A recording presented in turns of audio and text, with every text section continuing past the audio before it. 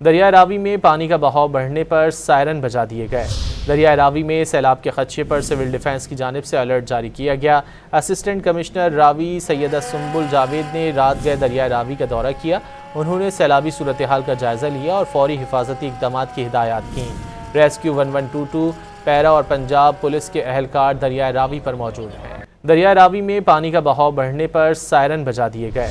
दरिया रावी में सैलाब के खदशे पर सिविल डिफेंस की जानिब से अलर्ट जारी किया गया। असिस्टेंट कमिश्नर रावी सैयदा सुंबुल जावेद ने रात गए दरिया रावी का दौरा किया। उन्होंने सैलाबी सूरत हाल का जायजा लिया और फौरी हिफाजती इक़दाम की हिदायत की।